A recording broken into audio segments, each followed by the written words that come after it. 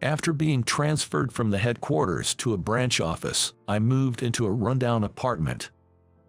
But in the next door of that rundown apartment, I've witnessed something I can't believe. My name is Rick Johnson, 30 years old. I'm just an ordinary office worker who was transferred to a rural branch office last month. It's a fairly decent company with a large building in New York as its headquarters, but one day, I made an error at work and was held responsible for it, resulting in a demotion. Despite the mistake was indeed partly my fault. I honestly think that making me solely responsible isn't right, but that's what I think. After all, I'm just an ordinary employee. I have to accept that I've become the company's sacrificial lamb, the scapegoat. Besides, the headquarters was a very tense environment, all about results and promotions. On the other hand, the rural branch office is more laid back. So in a way, I feel fortunate for being transferred. Well, that's the way I started to think after a month of the move. Hence, I guess you could say my life is going pretty smoothly. That's what I'd say. In the end, everyone has some troubles in life. Clatter, bang. Seriously, it started again. As I was transferred to this countryside, I rejected the company housing and instead chose to move into this rundown apartment. I wanted to avoid meeting my coworkers in private as much as possible. Growing up in a single-parent household, I was used to this kind of shabby apartment with only 8 units, but due to the condition of the apartment, there's bound to be some noise. And now, the noise from the corner room next door is bothering me. Luckily, I live on the second floor and the corner room on the first floor is vacant. So basically, I'm the only one affected by this noise. And that's why it seems that no complaints have been lodged against my neighbor, so far. I remember a young woman was living next door. Similar to me, she moved in last month and has come to greet me before. She seemed polite and gentle, but bang, thud. I never thought she would be the type to make such a racket. It doesn't occur every day, but about twice a week. The sound is so tremendous, it's like she's practicing wrestling or something. Well, humans do make loud noises from time to time. So at first, I only thought she was struggling with getting used to her new life or unpacking after the move. But for it to continue like this, it's really something. However, I want to avoid neighborhood trouble, and it's not like the noise happens every week. What's the best way to address this without causing tension? As I was wondering about that, something unexpected happened. Enough. Stop it. Get out. For the first time, I heard my neighbor scream. The scream surprised me, and I braced myself, thinking it might be a serious fight. It was such a loud voice. And in midnight too. What on earth happened? I'm sick and tired of this every time. What did I do? Get out, you. Stay away. Somebody help. What? Do I need to call the police? But even if I do, it will take time for the police to arrive after reporting it. What if something happens in the meantime? I felt as if my neighbor was calling for help, so I immediately went outside and knocked on her door. It's Rick Johnson from next door. What happened? Is everything okay? I called out, but all I could hear from inside was the sound of frantic wrestling. This is seriously bad, isn't it?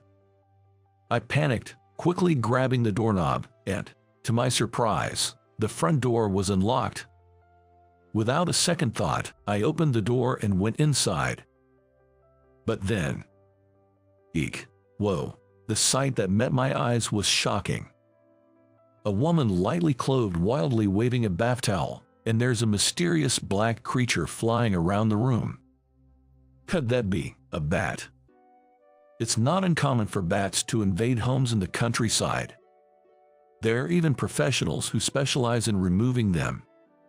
At first, the woman seemed surprised to see me, but she was more focused on dealing with the bat. Please help me with the bat. Sure. Bats are protected by law, so you can't hurt or capture them. On top of that, they are pretty fast too, so it's hard to keep up with them. Maybe the bat was surprised by my presence, but it started to fly around more erratically, and I quickly grabbed an umbrella from the entrance to block its path. Then I managed to successfully push it out through an open window. Phew, I've dealt with them occasionally back home, but I never thought I'd encounter one here. Thank you so much. The bat was gone, and the woman, who is still very lightly clothed, bowed her head in gratitude. Her name was Kathy Miller. She told me that a bat had invaded her home after she got out of the bath, and she exploded in anger as they seemed to come every week. Because I was uncomfortable with her clothing, I ended up promptly excusing myself. Since it was awkward for both of us to visit at night, Kathy came by later with a gift of sweets. I really appreciate your help. I'm sorry if the noise disturbed you. It's fine, but those bat troubles sure were a terrible misfortune. According to Kathy, the bats come nearly every week, and she was struggling to figure out what to do. I can't find any possible entry points, and even if I open the windows, I make sure to keep the screens closed. Somehow they always find a way. Oh, bats can enter through a gap as small as half an inch. What? You might want to check if there are any holes in your screens. They used to come into my family's home through holes in the screens too. Like I said, bats used to appear in my home as well, and Kathy was very pleased when I offered her some advice on bat prevention. She is an attractive woman, and as you know, for seeing her in that kind of clothing, she has a great figure too. Her beautiful long hair reaching down to her waist really suits her. So, it does feel nice to make a woman happy, and it makes me want to be a little meddlesome. From then, there was no more noise made from Kathy's room, and we started greeting each other occasionally when we passed. But still, why would a young woman be living in such a shabby apartment? She seems a little careless, but she should be young, perhaps a student. Does she want to save up as a new graduate? That's really an individual's issue, so I shouldn't say too much, but I can't help to worry. As I was secretly concerned about her, life had various connections.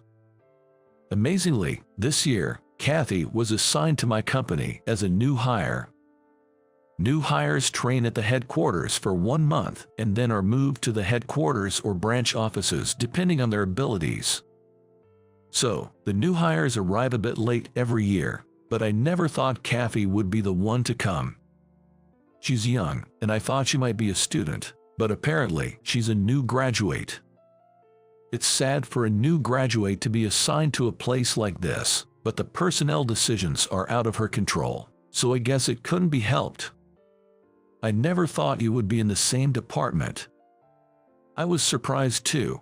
Nice to meet you, senior. Please drop the senior. I've only been on assigned for a month yet. Though I'm her senior in the working field, as branch employees, we're still in the same year. And the fact of being neighbors, this is a kind of strange relationship. But if she's an employee, why live in such a rundown apartment? I wondered, but it's not right to ask about personal matters. As long as her private life doesn't interfere with her work, it's fine. After that, Kathy and I often worked together. Rather, we mostly acted as a pair.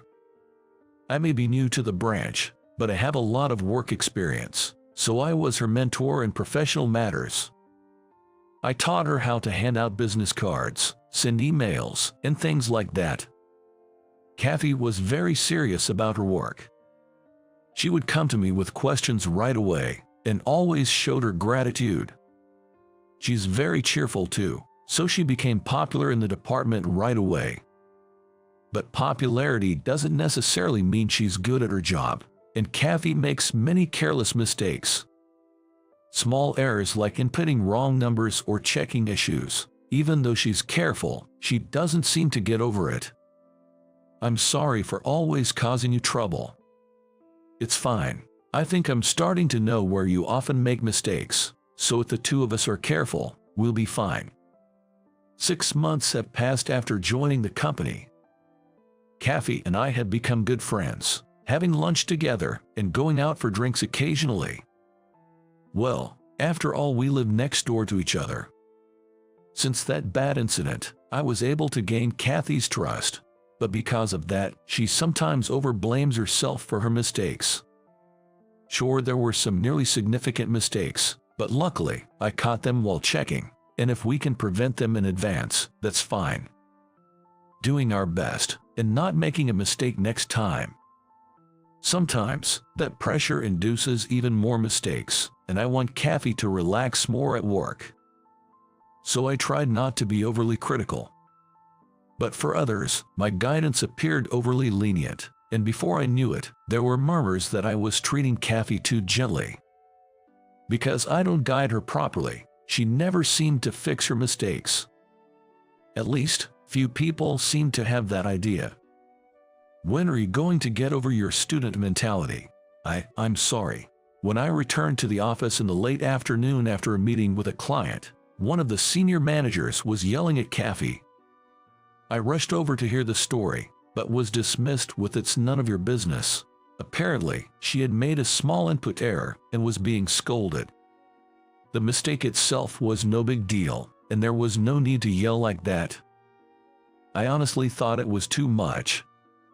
Of course, it's unavoidable to scold someone for making continuous mistakes. But some of the words from the senior manager were excessively offensive about Kathy's characteristics. Obviously, I stepped in to stop that, but Kathy seemed very down, looking pale. That day, me and Kathy left work together, but I could hear Kathy crying in her room. I'm such a fool. I didn't have the courage to scold her and made excuses for it. I didn't want her to hate me or feel distant from me. We coddling her like that ended up causing her much more pain. I should have been the one to say it.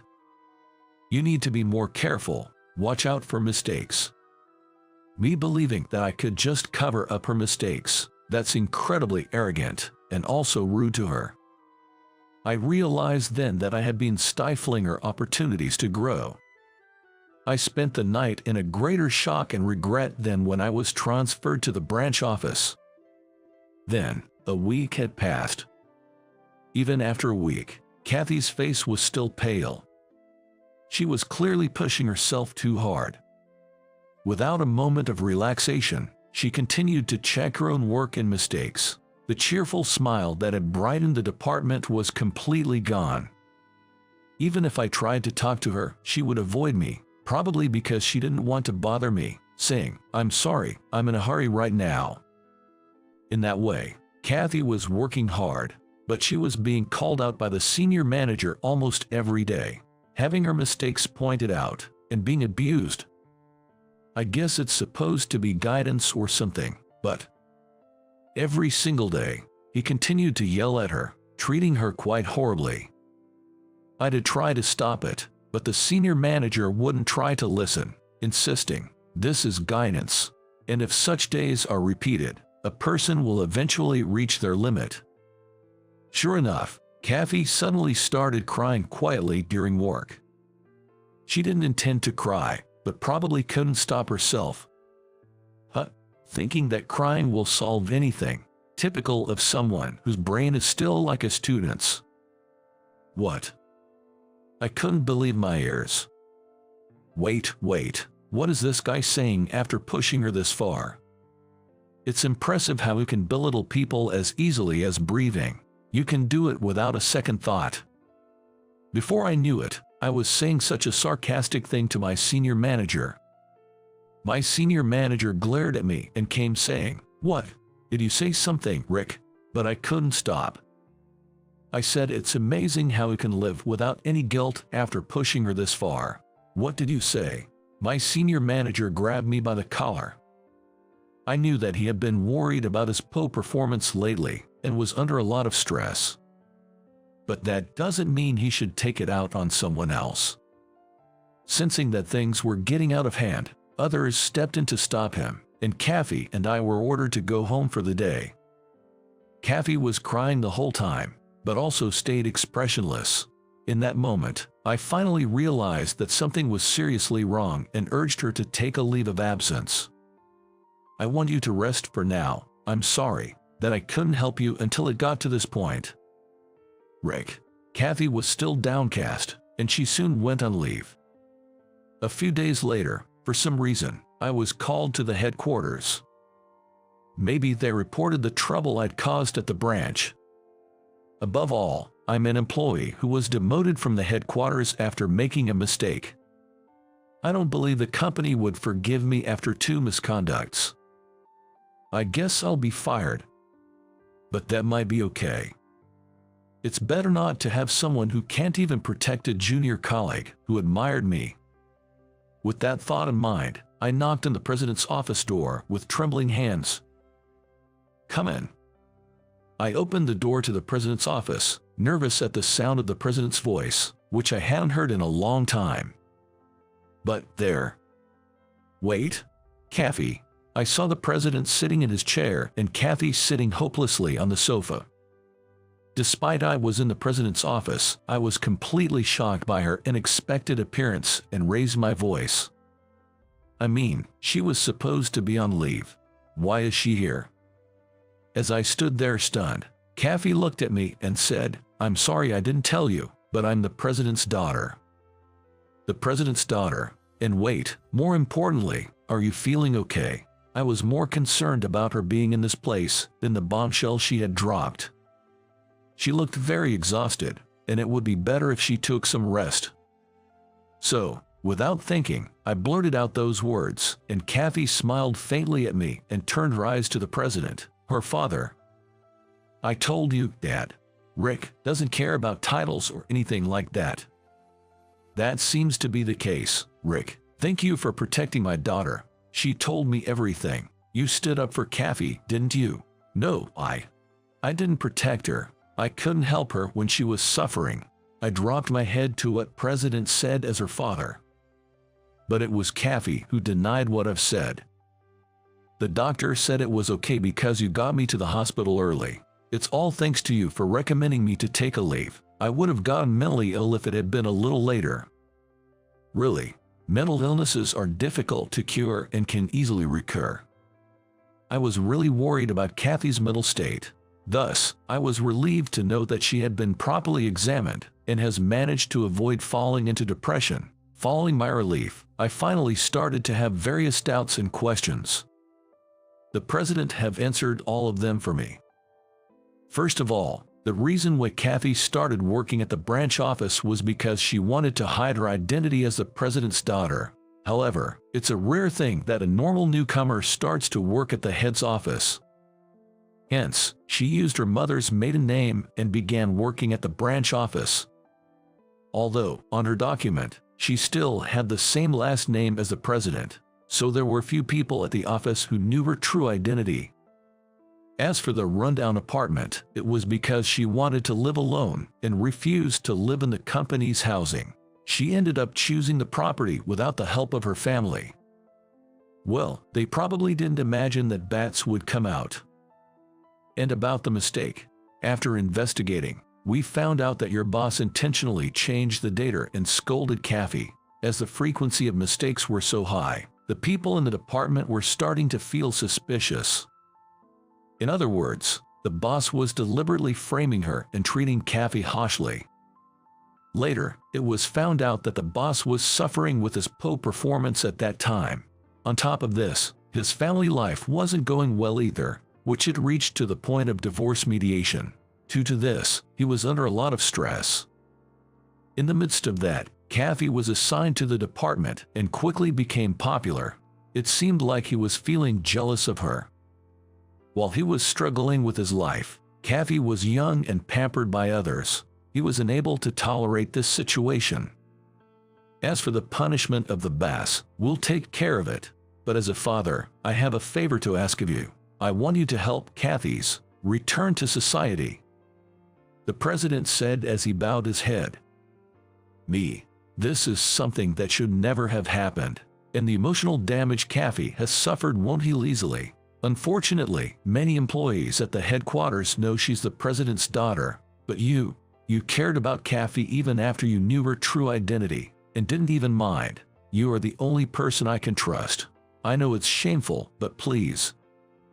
As a father, he wanted to help his daughter to reintegrate into society. I could imagine his feelings. I glanced at Kathy. Would I be good enough? No, there's no need to think about it. I've been regretting it all along, haven't I? That I couldn't protect Kathy. I don't want to feel that way again, no way. If I'm good enough, please let me help you. In this way, I was transferred back to the headquarters with Kathy and acted as her supporter so she could return to work without fear. At the headquarters we worked together, and when Kathy made a mistake, I pointed it out. I also acted as a stopper so that Kathy wouldn't work too hard. As a result, while receiving counseling, Kathy gradually increased her attendance, and a year later, she was able to return to her normal life. It was her hard work that allowed her to recover in a year. At first, I was very worried about how she still cried at night and always seemed down, but I'm really glad she came better. Why did I know she was crying at night? Well, that's the thing. Kathy and I started living together. You see, we both moved from the countryside, and Kathy would get anxious at night, so. Oh no, at first it was like half living together situation, you know. When we first moved, we obviously had separate apartments. But Kathy would often call me at night, and I was also worried, so I ended up staying over a lot.